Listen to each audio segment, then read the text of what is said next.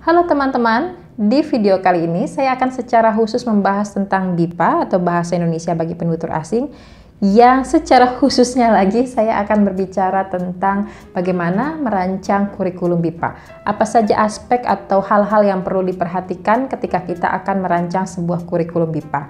Video ini tidak akan terlalu detail membahas tentang seperti apa proses penyusunannya ya, karena akan terlalu panjang. Tetapi kita hanya akan membahas tentang prinsip-prinsipnya dan elemen-elemen apa saja yang harus terdapat di dalam atau harus ada di dalam sebuah kurikulum BIPA. Oke, simak terus video ini sampai selesai. Sebelum kita lebih jauh membahas tentang seperti apa kurikulum BIPA, kita bisa melihat terlebih dahulu pengertian dari kurikulum secara umum ya, khususnya kurikulum pembelajaran bahasa. Jika kita merujuk pada pernyataan atau definisi kurikulum menurut Richard, maka kita akan bisa mengetahui bahwa kurikulum adalah kerangka acuan yang digunakan untuk menentukan kebutuhan kelompok pembelajar, mengembangkan tujuan atau sasaran suatu program, menyusun silabus yang sesuai, menentukan struktur pembelajaran, metode pengajaran dan bahan ajar, serta untuk mengadakan evaluasi program bahasa sebagai hasil dari proses tersebut. Itu menurut Richards ya.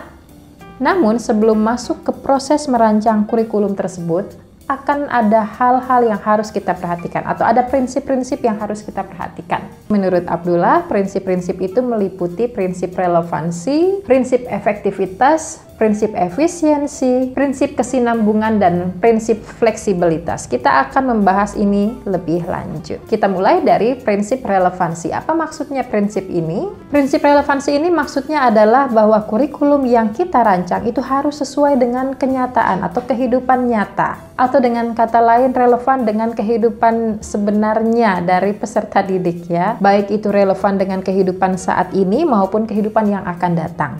Oleh karena itu, untuk dapat memenuhi prinsip ini, maka harus dilakukan analisis kebutuhan dari peserta didik tersebut.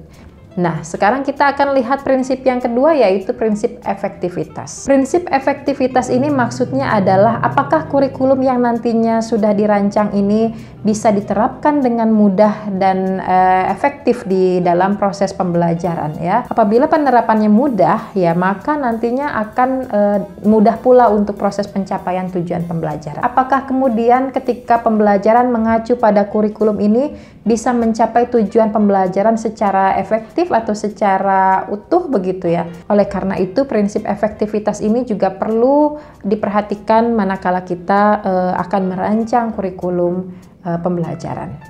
Yang berikutnya adalah prinsip efisiensi, yang artinya adalah apakah nantinya proses pembelajaran yang mengacu pada kurikulum ini dapat diterapkan atau dapat dicapai dengan tepat guna dari segi waktu, biaya, dan tenaga ya. Dan apakah semuanya bisa tercapai secara optimal begitu.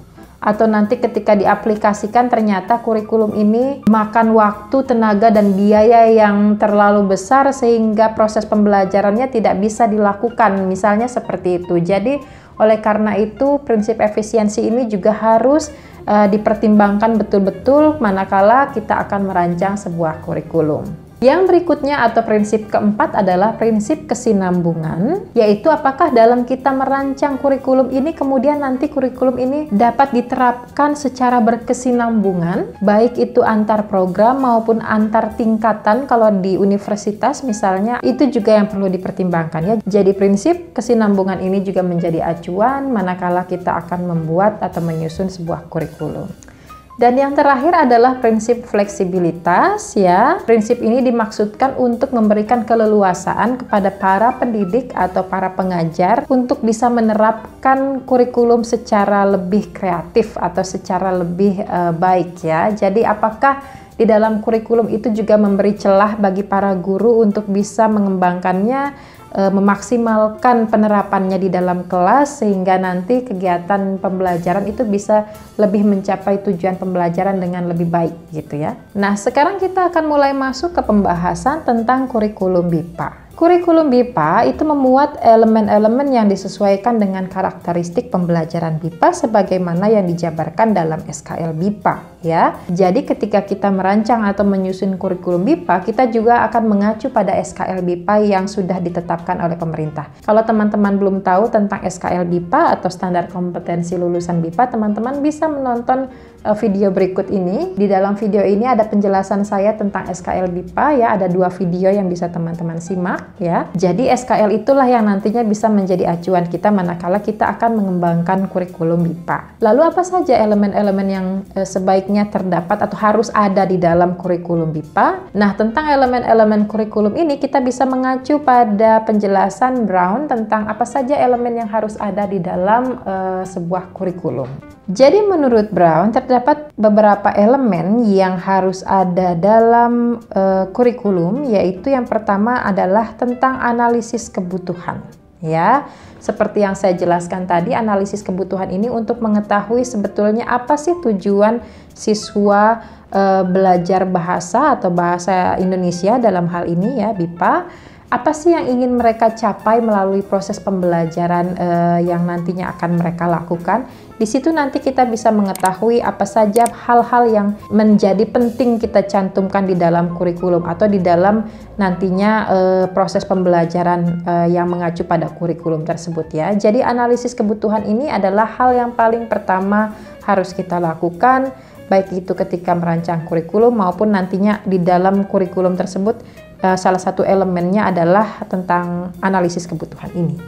Yang berikutnya adalah tentang tujuan dan sasaran. Apa tujuan dari kurikulum ini dan apa sasarannya? Apa yang ingin dicapai melalui proses pembelajaran yang merujuk pada kurikulum ini? Itu juga yang nantinya dicantumkan di dalam kurikulum yang kita rancang ya. Dan yang berikutnya bagaimana mekanisme tesnya. Ketika nanti proses pembelajarannya sudah berlangsung, sudah dilakukan, lalu kemudian bagaimana mekanisme tes yang akan diterapkan di dalam kelas itu ya. Bagaimana bentuk tesnya, bagaimana prosesnya, kemudian nanti seperti apa di akhir ketika siswa sudah menyelesaikan seluruh jam pembelajaran atau proses belajar yang sudah dilakukan di kelas, bagaimana kemudian tesnya seperti apa.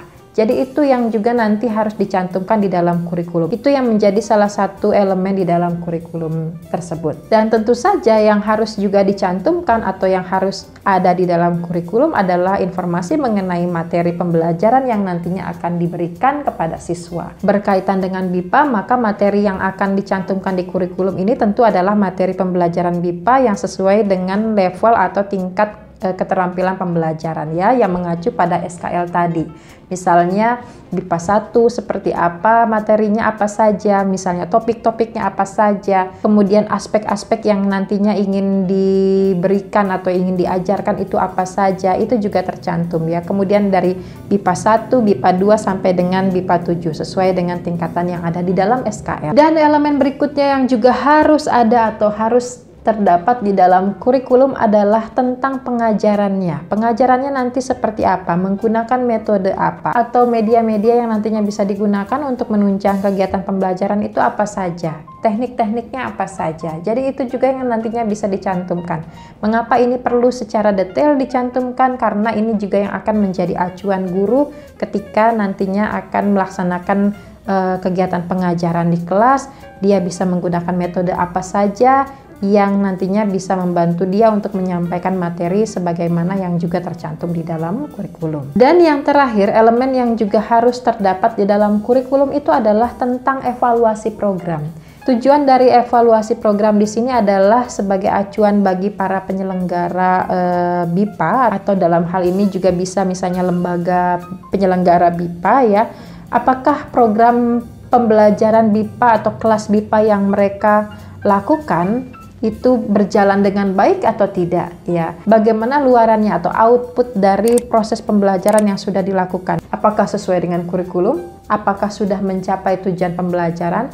Apakah sesuai dengan target yang diharapkan ya. Jadi itu yang perlu dilakukan oleh lembaga penyelenggara, dan oleh karena itu juga penting sekali untuk melakukan evaluasi program, sehingga tentang evaluasi program ini juga harus terdapat di dalam kurikulum BIPA yang dirancang oleh lembaga tersebut. Jadi seperti itu ya teman-teman, ketika kita ingin menyelenggarakan program BIPA dan kemudian kita akan merancang kurikulum BIPA, maka ada hal-hal atau aspek-aspek atau prinsip-prinsip yang harus kita perhatikan.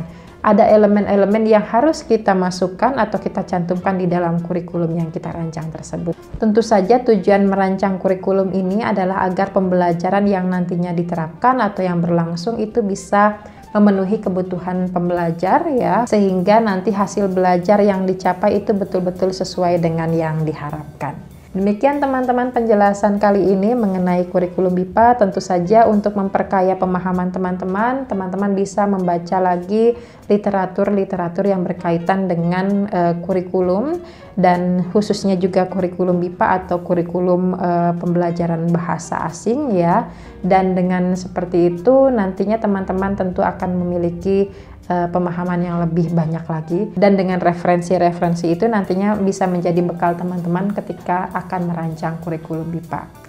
Ya, terima kasih teman-teman sudah menyimak video ini dari awal sampai akhir. Jangan lupa untuk tetap mengikuti video-video berikutnya untuk para pengajar, baik itu pengajar BIPA maupun bahasa asing lainnya atau pengajar secara umum. Ya, terima kasih. Sampai jumpa di video berikutnya. Dadah.